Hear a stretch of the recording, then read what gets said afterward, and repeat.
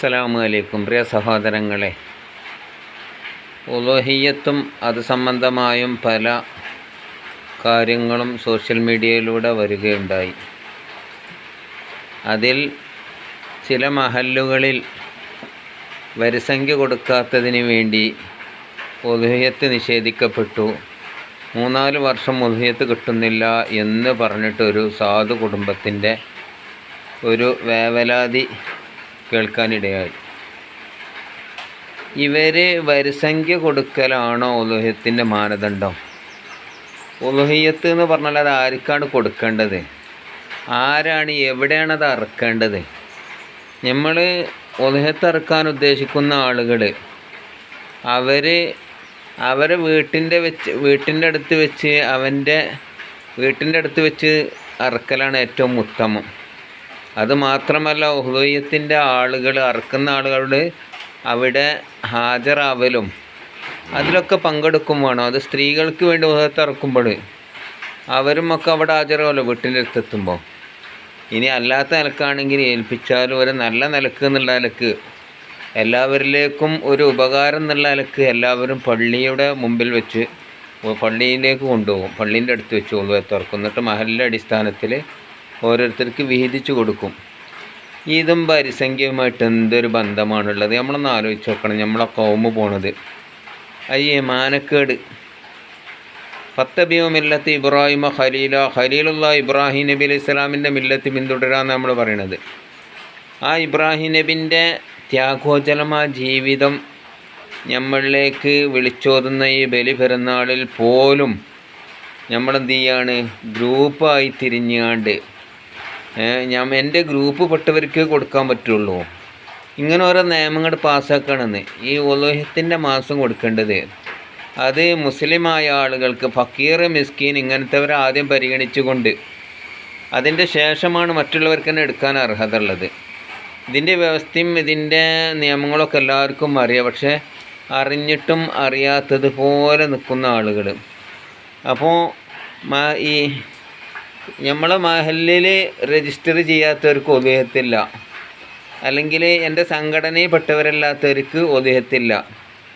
ഒരു നാട്ടിൽ ഉളുഹിയ്യത്ത് ഇറക്കുമ്പോൾ അത് ഈക്കക്കാർ ഉളുഹിയ്യത്ത്, ഏപ്പിക്കാർ ഉളുഹിയ്യത്ത്, ഇങ്ങനെയൊക്കെയാണ് പറയുന്നത്. എന്തോ ഒരു മോശത്തരാണ് ഇതൊക്കെ. എന്നാൽ തിരക്കേടില്ല. ഒരു അറവ് നടത്തുമ്പോൾ എല്ലാവരെയും വിഭാഗീയത നോക്കാതെ എല്ലാവർക്കും അതിൻ്റെ മാംസങ്ങളൊക്കെ എത്തിക്കുക. ഈ സാഹചര്യത്തിൽ സാധുക്കളെ പരിഗണിക്കും. സാധുക്കളാണല്ലോ ഈ വരിസംഖ്യ കൊടുക്കാൻ പിന്തിക്കുക ചിലപ്പോൾ. കാരണം അവർക്ക് കൊടുക്കാൻ കഴിയാത്തത് കൊണ്ട് ചിലപ്പം ഒരു മഹല്ലിലുള്ള വരിസംഖ്യ കൊടുക്കണ്ട എന്നുള്ളതല്ല. വരിസംഖ്യ ആ മഹല്ലിനെ അംഗീകരിക്കുമ്പോൾ അതിൻ്റെ എല്ലാ നിയമങ്ങളും അവരംഗീകരിക്കേണ്ടി വരും, വരിസംഖ്യ കൊടുക്കേണ്ടി വരും. എന്നതുപോലെ തന്നെ ആ മഹല്ലിലുള്ള ഉസ്താദന്മാർക്ക് ചിലവ് കൊടുക്കേണ്ടി, അതൊക്കെ അവരുടെ മേൽ ബാധ്യതയായിട്ട് വരും. പള്ളി മദ്രസയിലൊക്കെ ഉള്ള ഉസ്താദന്മാർക്ക് ചിലവ് കൊടുക്കുക, ആ പള്ളിക്കും മദ്രസക്കൊക്കെ വരിസംഖ്യ കൊടുക്കുക. ഞാൻ പറഞ്ഞു വരുന്നത് വരിസംഖ്യയും ഈ ഉളുഹിയ്യത്തുമായിട്ട് യാതൊരു ബന്ധവുമില്ലാന്ന്. വരിസംഖ്യ കൊടുക്കട്ടെ, കൊടുക്കാതിരിക്കട്ടെ, മഹല്ലടിസ്ഥാനത്തിൽ കൊടുക്കുക എന്ന് പറഞ്ഞാണ്ട് ഈ എല്ലാവരോടും മഹലിലെല്ലാവരും ഈ 6-7 ആൾക്കാർ കൂടിയിട്ട് ഈ ഉണ്ടാക്കുന്ന ഈ ഉളുഹിയ്യത്ത് കർമ്മം ഈ ചെയ്യുന്ന ആൾ എന്താണ്, ഒരു മഹല്ലിന് വേണ്ടിയല്ല ചെയ്യണത്. ഇത് അവൻ്റെ മേലിൽ ഈ ഏറ്റവും ശ്രേഷ്ഠമായ സുന്നത്ത് ഒരു കർമ്മ ചെയ്യണത്.